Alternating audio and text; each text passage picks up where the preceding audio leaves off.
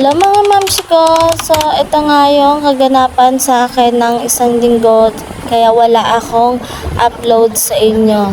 So, ito na nga mga mams ko. Ito yung pangyayari sa amin na pumanaw na yung aming lola. So, nanay ng mama ko. So, yun nga mga mamsi ko, umuwi kami ng province niyan, ng Bicol.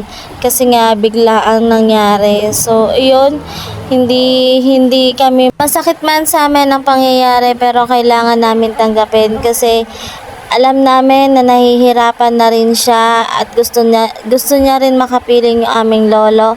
So, yun, dahil nga nakapagpahinga na rin siya. So, okay na rin naman at matatanggap na rin namin balang araw yon lola. So, ayun, makapagpahinga ka na dyan, Nay. So, hindi ka na mahihirapan, hindi ka na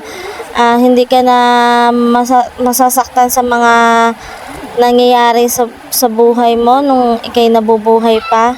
Alam niyo na po yan, Nay, kung ano pong ibig kong sabihin. Andito na nga kami ngayon sa sementeryo. So, inihahatid na namin siya sa huling hantungan niya. So, papakita ko sa inyo mga mamsi ko yung mga pamahiin sa amin or yung mga pinagbabawal or mga kasabihan talaga mga mi.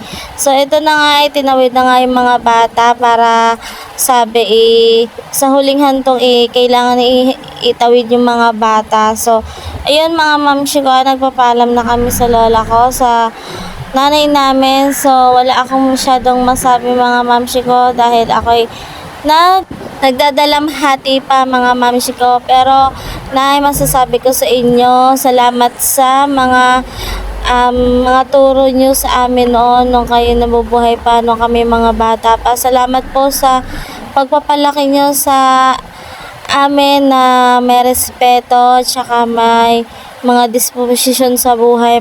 Salamat, Nay, sa kurot at palo ng inyong pagmamahal, Nay. Kapiling mo na si Lord, Nay.